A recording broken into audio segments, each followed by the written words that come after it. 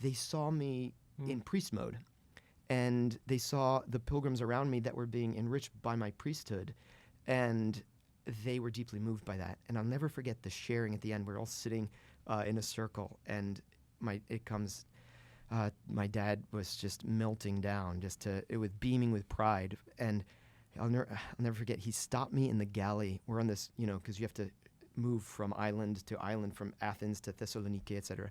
And he stops me in the little corridor of after mass on this ship, this cruise ship, and in a silent moment, and just me and him, he just kind of stops me, and he puts his hand over my heart, and he just looks me like deep in the eyes, like into my soul, and says, "Andrew, you are a star for Christ." And he was just like, he was just beaming with pride, and oh my gosh, the healing that gave to me to know that he saw it, and that there's just a connection there. And I think there's so much in us, right, that we want to be approved. We want to have that that sense that we've not let them down. And so that was just a golden moment in like the blessing of a father. Right? Yeah. Absolutely. I mean, we live for that.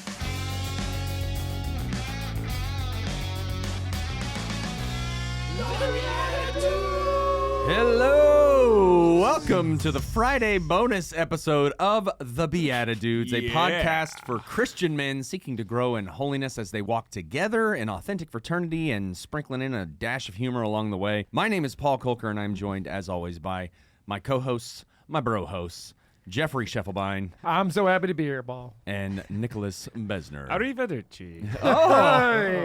I think you just said goodbye in Italian, so we'll see you later. That's the whole episode. That's the only Italian word I could think of. Paul and I we just were in the car to pick up Father earlier this morning, and I didn't bring this up because we were talking. The car we got behind said pizza. Was the license plate? P1ZZ4. It was pizza. Who likes pizza this much?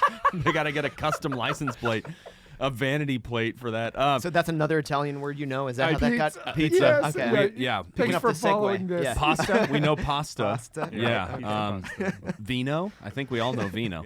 Well, we're joined again for our bonus episode with Father Andrew Dalton, and if you missed the Monday show, please go back and watch it. Maybe don't be driving when you listen to that one, because we get contemplative with Father on that one, and it's powerful. He had us in tears. We were stopping to pray for a little bit there. That was wonderful.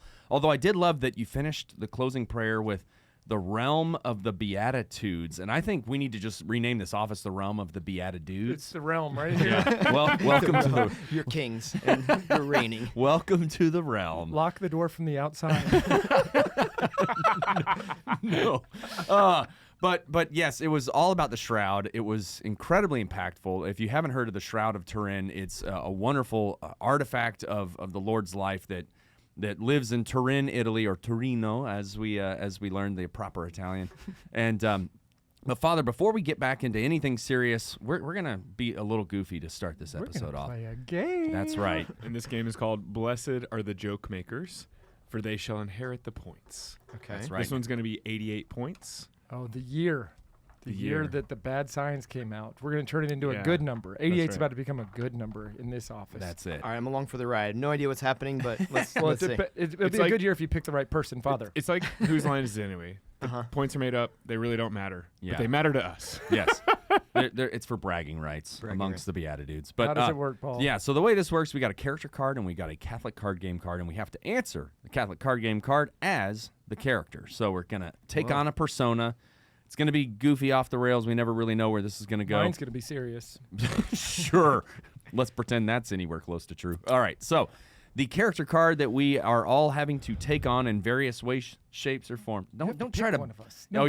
Oh yeah. You do have to judge us at the end of it. I thought Jeff was trying to bargain for points right out of the gate. Yeah. But yeah, at the end of it, just whoever tickles your funny bone. It's pure personal preference. There are no criteria except your own. Cool. All right. So here we go. The character card is: as a drunk uncle, answer the question blank, a near occasion of sin.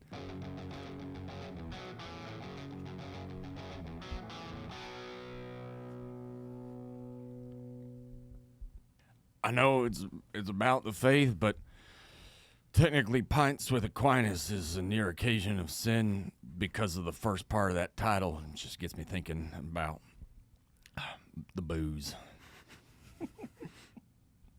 This may or may not be a near occasion swim, but sometimes when I go to Mass, I'm still feeling it from the last night. And I'm messing with that missile that they put in there for you, and it's just a missile. And sometimes I start bending it and folding it, and it ain't ruined.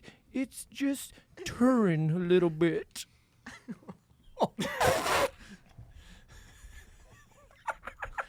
that was something. We were all along for the ride on that one. Well, of course, you know, Jimmy. Your aunt and I, we really like to drink the vino, and the other day I spilled a little bit of the wine across the bed sheets, and it just looked just like the Shroud. I couldn't believe it. I don't know why all of our drunk uncles had to be from West Texas, but I was going to say, is that a regular thing? but you have to now pick whoever tickled your fancy. Actually, the Jeff, there's a little something of a. What's the guy that does the Happy Gilmore? Adam Sandler. Adam Sandler. Oh, yeah, there was a little Adam Sandler I like don't know. accent. Yeah, that one got me a little. I felt like you really entered into character, so I'm gonna give you points for that. Jeff takes the points. All right. I felt myself really walking this line of like, I don't wanna What's go sacrilegious? Too far. Yeah, exactly. I was like, we'll keep it high level. But your drunken stupor remembered the word vino, which is that's impressive. That's like foreign language. And I also think I didn't ruin anything. It's just been turned a little bit. I hope that translates. Hey, for being our celebrity guest judge today, you're going to get a pair of socks from Sockreligious. And these are actually of our patron saint for the BeatiDudes, Saint Maximilian Kolbe. Sweet, So, I love him. These are your socks. I've never seen a legionary priest wear colorful socks, so I'm not sure where. But you haven't seen us in our pajamas. That's where we express ourselves. We got to wear black when we're out in public. But I got some wild pajamas. So now I got this yourself. At night, at home, by Every yourself, night they're with no one doing else. that. That's right. That's slide where, across the floor check 'em because I can. That's like when my brother told me, and we were on a family trip, and he was like, "No, Paul, you can be yourself, just on the inside."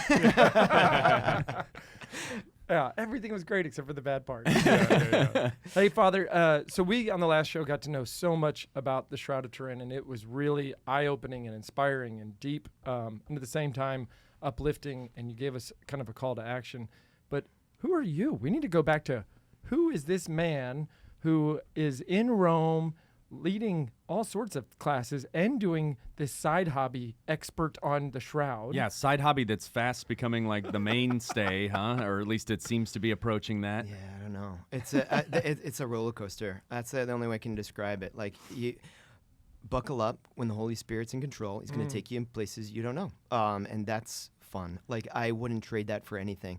I joined to become a missionary. And so, when you think about, going out on the mission, what does that look like? The jungle, the sandlot? I have no idea, but take me. That's what I want. I don't want to get too comfortable in any aspect of my Have you been that way your whole life?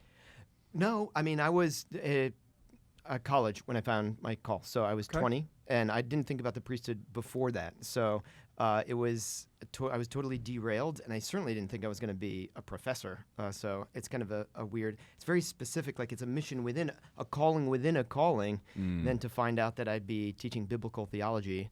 But I see it as a service to the church too. That I get to teach future priests, which is a privilege. To think that these are the ones that are going to be sharing the gospel all over the world, and if I get to be a little part of their intellectual formation and to help them feel confident in their faith and knowledgeable to share, that I count that a blessing. Yeah. Most of us have never, at 20 years old, changed the whole trajectory of our life and answered a calling. Can you talk to us about that process of discernment and vocation? Yeah, no, it's funny because people, even in my own house, don't necessarily know my backstory. But I was at a fraternity at Georgia Tech. I was on the cheerleading squad. You were the mascot. Yeah, Somebody I told heard, me this the other I heard that Really? they gave you the scoop, so my dirty past here. But it is kind of fun to reflect back. In fact, I entered in the seminary with What were you called, a wasp? No. Well, The it's Ramblin' close. Wreck. Come on, Yeah. we're the Yellow Jackets. Yeah. Oh. So it's better than the Bumblebee, which is far too friendly. Like we're supposed to be fierce. Come on, Yeah. So Buzz is the name of the Yellow Jacket mascot, and Amazing. for 2 years I got to be the guy at the football games that danced around in this crazy costume. And it's so fun because I can never be the mascot at any other school. So for those who are listening, and you might think like I'm big and buff, like I'm not. I'm 5'8.5", like on a good day, and not so heavy. Let's just say like, but whereas like usually it's some big brawny like mascot, like Sure. 6'6", but Buzz is just a clumsy, awkward, fun kind of You had character. a giant stinger, didn't you? And a big buzzer, yeah, exactly. So this was the fun part of the football games. Like, there'd be the pregame show, and then the marching band would go out, and they'd be in formation, and then the guy from the tower would say, "And now announcing the nation's #1 mascot, Buzz," and he come like flying out of the tunnel and racing towards the 50-yard line and do the Buzz flip, where he lands on his back. And then, like, doesn't even land on his feet, but just kind of like stands up and shakes it off, and then runs to the swarm on the other side of the field, and just dives into body surf in the student section. Oh, awesome. It's totally awesome. It's like, what bigger rush for a college kid to be able to do that? So I loved that. I loved that so much. In fact, this was the hard thing to leave behind. Like Peter, and they have to like leave their nets. They left like what are the things that like draw you? Sometimes it's so disproportionate what we think about. Like you're gonna sacrifice a family, and you're gonna not get married or ever have kids or pursue the career you've been. But for me at the time, I was like, but my letter jacket, but my Buzz, like it was so cool to be able to like go on the 777 or whatever with the football team and the cheerleading squad. Buzz is part of the cheerleading squad, and you would go to the game at whatever it was, Sure. UNC, and it was a riot. It was a riot. I loved it. But I think it was a little bit of stepping into the role of the entertainer. Like you have to swish. I am introverted. Like I really am. Like I love to speak to people, but at the same time, it drains my energy tank. Sure. You know what I mean? And so I'd go to these games and I'd be all out into it because Buzz, I mean, it's this huge head. If you want to Yeah. like nod, you have to like bend at the waist. Full body. No. Yeah. You know what I mean? And he walks in such a way that you looks at one eye and then the next eye and every these big gesture. You are worn out. You're trying to like get people like pumped, and then the silence descends upon you again, and you're just like, whew, I'm done. I'm spent. But it was a great experience. I think that a little way that God reminded me that being a man for others, quite frankly, like I was always like before I would go out there to the game, I'd be in the locker room like trembling. But then as soon as you got me out into the crowd and you hear people like roaring for it, you'd dive into it. It was so cool. That's incredible. Okay, so you're buzzing around. How do you find out that you have a calling to the priesthood? So I was working on weekends as a Life Teen Corps member. So I was a volunteer. I myself was in Life Teen when I was in high school. And then, would you guys remember in the 90s there was a show? I don't know if it still exists. What's the Real World? You know, The Real World on MTV? Oh, yeah. Okay, so Matt was my resident assistant, but we called him Superfly. Superfly got on that show. So do you remember, so for those who don't know this, like 35,000 people sent in their tape and said, here's 5 minutes introducing myself. And then they picked 7 freaks of nature to like live inside of a mansion in New Orleans. Was he the first one? No, and he was. Well, I don't know. New Orleans. New Orleans was a couple years in, I think. I think I never watched that show until my friend got on it. But I remember his video because we were on the same hall and he had this giant crucifix mounted on his wall. And he kind of, this guy was a character. He had white, like bleach. It's natural blonde, but spiked hair, earrings, yellow glasses that would wear inside leopard pants, like that kind of guy. And he could draw like you would not believe. He designed this awesome alarm clock. He had this like retro bicycle on his wall, and he's showing all this cool stuff in his apartment, and then he says, but if you really want to know who I am, you got to see this. And the camera pans to the crucifix. Awesome. And he's like, that's what I'm all about. And he got picked. And he gave an awesome, he went every day on his skateboard to mass. And so this was the guy that, like, when he needed normal clothes to borrow, he would be like, can I borrow that? Like for Halloween. Like that would be. Okay. So Matt got me into a job as a core member at the cathedral at Christ the King. And every Sunday, we would go and work with the teens, and I had my little flock. And so this was when I was a freshman in college and sophomore in college. And this honestly was the most meaningful thing going on in my life. But I was discerning my career path. I didn't know what I wanted to do. I was good at maths and sciences, so I went to Georgia Tech. But I was woefully unhappy when I started to work for BP Amoco Polymers, and I just was chasing a paycheck, but it wasn't important to me. And I just had an epiphany one time. I was walking across campus. This is a spring day, beautiful day. I'm like in flip-flops with my portfolio strapped across my chest. I'm like, life is good. I'm designing a salt and pepper shaker that we had to do for class, like in wood. And it was like, this is my life. Like, this is my homework. I love this. This is so fun. And I just had this ruinous moment, like when I thought, what if all I do in life is design the snazziest salt and pepper shaker the world has ever known? Yeah. And it was just so disappointing. I was like, that's it? Really? You know, like, that's what I'm living for? And it was like, I was having a good day. Why ruin it? And it was in that space that things were going well, but I was hungering for something more transcendent. Yeah. And that's when I met Father Scott Riley on a men's retreat. And a good friend of mine that was also on the core team invited me to this. And because I trusted him and he was a good example for me, I went. And I talked to that was when I met Father Scott Riley, the first legionary priest I'd ever met. And it was the first day that I started to think more deeply about my Christian walk. There were two lists. One was for confession and one was for spiritual direction.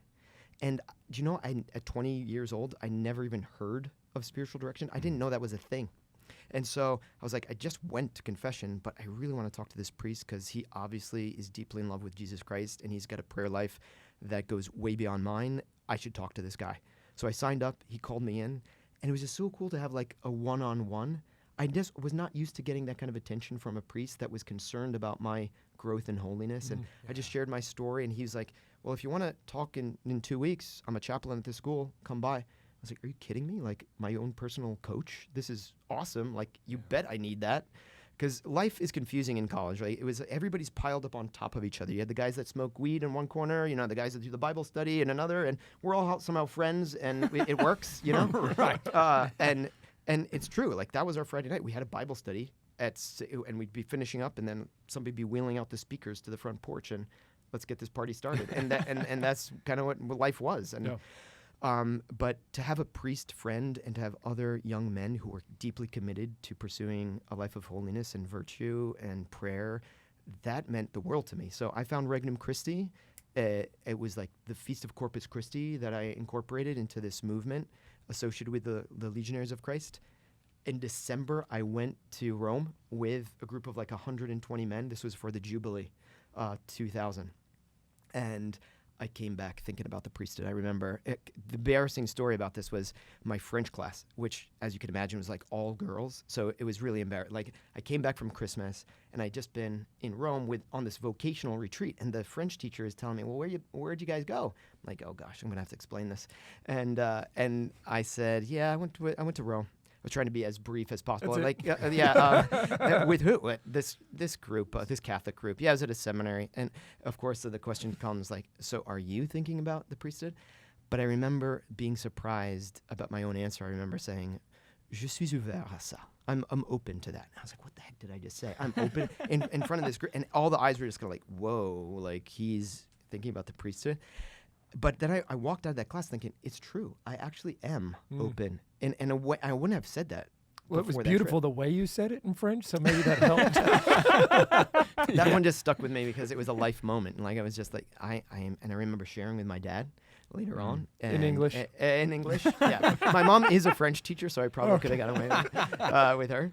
But so I visited the seminary for Easter.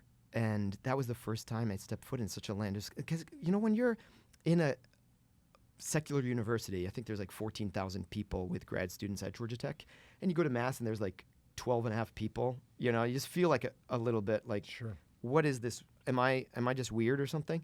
And then you go to the seminary and you see people younger than yourself giving their everything. It just opens your eyes to say like, wow, there's something to discover here, and I could grow so much. And it was just attractive. I remember just being magnetized to it. And I'll never forget the conversation. I was there on this retreat, and for 7 days, I was like, I'm going to get the inside scoop. I'm not going to go when they tell me to go. I'm going to be 5 days early. I'm going to go to chant class with them. I'm going to go to PE with them. The real deal, And so sure enough, at the end of this retreat, I sit down with the priest who's like leading the retreat. He was a brother at the time. And he asked me, and I was prepared. I said, listen, I had a great time. It's amazing the charity that reigns in this beautiful place, but I didn't get any lightning bolts from heaven, and so I guess I'm not called. And he said something I'll never forget. He said, look, there are two types of desires that God places upon our hearts. Some of these are natural desires, just by virtue of our human nature. We desire to have a family, to have a wife, to have a career, to set the course of our life. And all of that made perfect sense to me. But he said, God also sometimes places supernatural desires on our hearts. Things like the desire to feed people with the body, blood, soul, and divinity of Jesus, to forgive their sins with absolution through the sacraments, to be able to preach the gospel, to explain and break open God's word. He didn't get halfway through this sentence because I was crying. Like, it was just a moment. It was just a Holy Spirit moment. I was like, whoa, those desires are absolutely on my heart. And I didn't know that I could take a next step to find out more. He didn't push anything on me. He simply said, look, if that desire's there, you might want to keep discerning. And if the next step would be, come to the summer candidacy, check it out.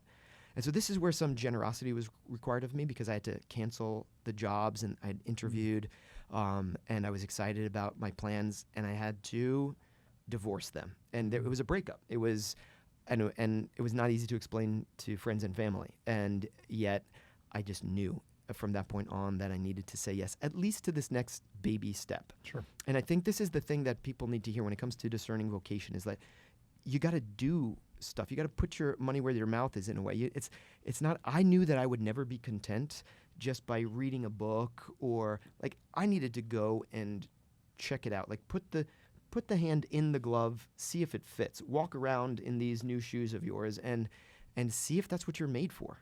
And there is a sense that, yes, it's bigger than you. Yes, it's something you need to grow into. But there's also a sense of this fits. I'm right here. There's something deeply harmonious about this. The desires of my heart are reflected in the life that I'm now living.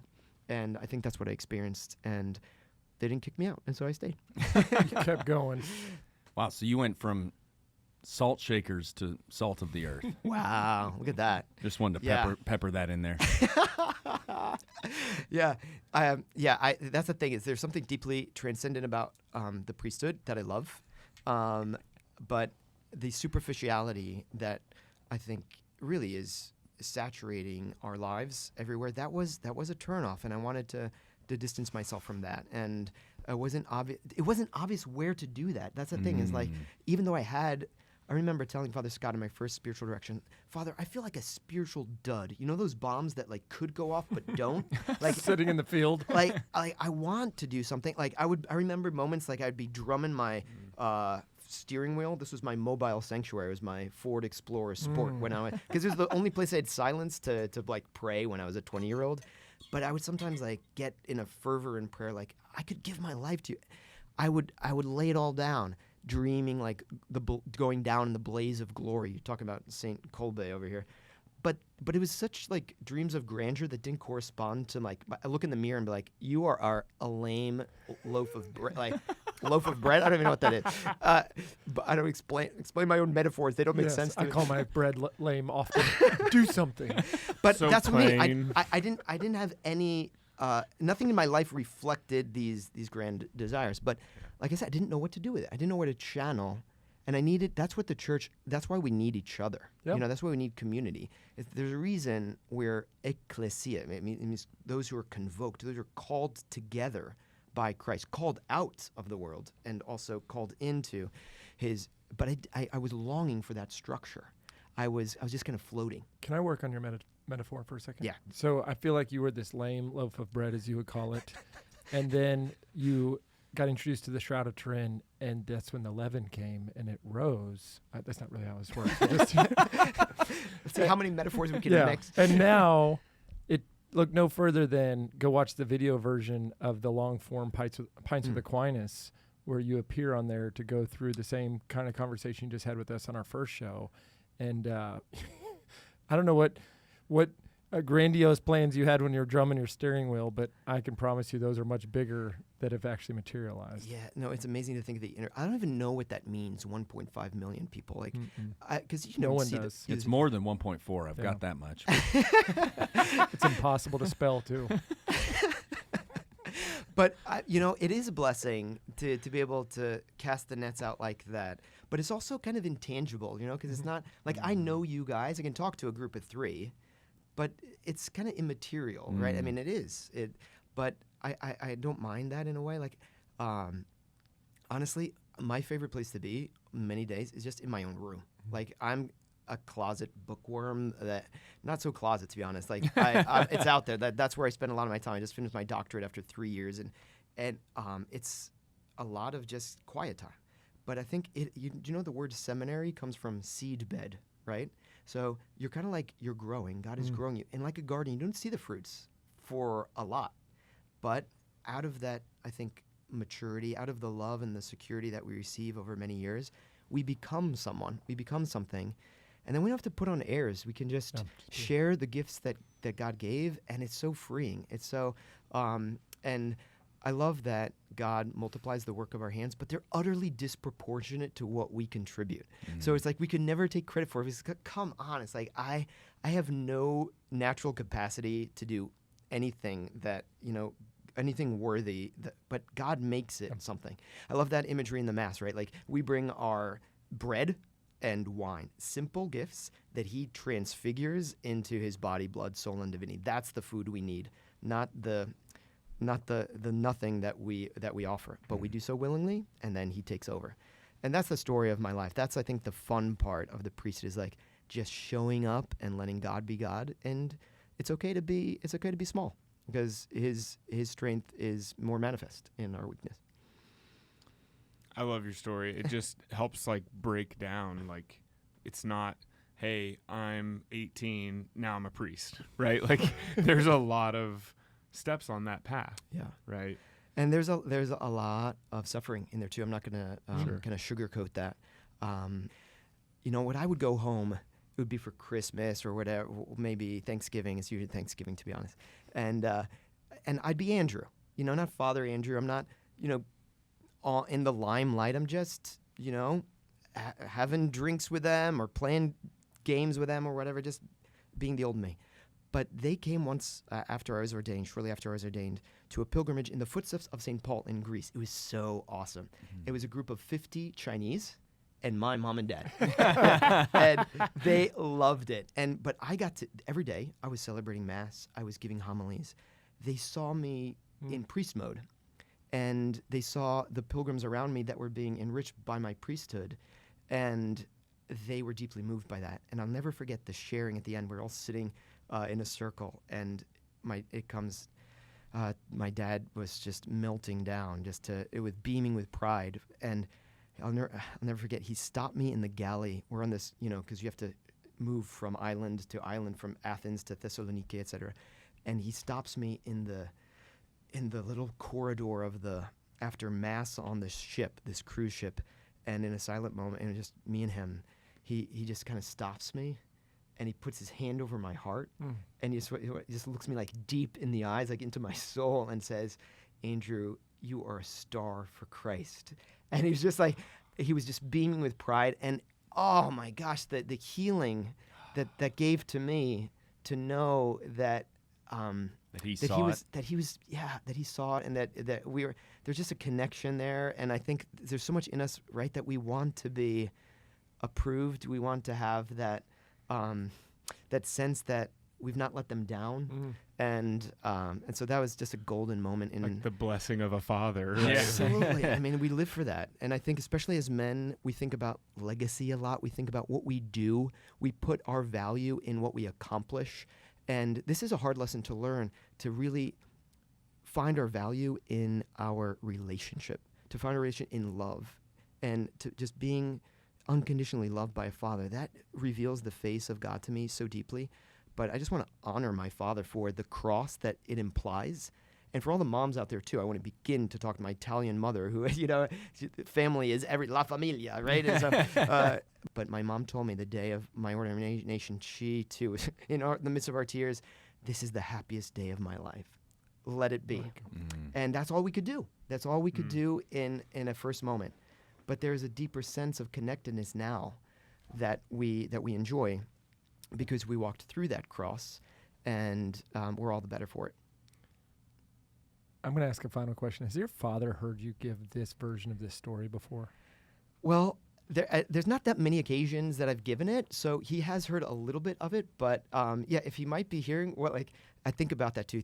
He's such a good sport about this, because it is an intimate thing to share, right? And oh my gosh, but I remember in Canada one time, I asked him permission if I could. I was like, Dad, because I've learned so much about what it means to actually authentic Christianity. Sometimes we need those silent witnesses. That's my dad. He doesn't necessarily say a whole lot, but it's just real in him. And I'm the beneficiary of so many good gifts that really come to That's me what from happens when you go to the northern time zone, right? That's right. Do you know you're going to bless so many people with this bonus episode of the BeatiDudes, but I am grateful to imagine this time in January where hopefully your father gets to press play on this. I think what a blessing. I have 3 boys, and if I could fast forward time and hear something like this in the future, what a gift you just gave to them. So, and a gift you gave to all of us as well. Throughout both of these episodes, please, if you've enjoyed this episode and you didn't catch the episode from Monday where we talk about the Shroud of Turin and all the great work that Father Andrew Dalton is doing, please go back and watch that one. It is already one of the top shows we've ever produced, and we're just sitting here right now, and I can tell you that. It happened. But you've blessed us, Father. I know you're going to continue, but you've also given us the challenge, the call really to, first, let's just take this episode, honor our parents. Yeah. Honor them in our lives, in our language, in the ways that we're able to forgive, give back, give grace.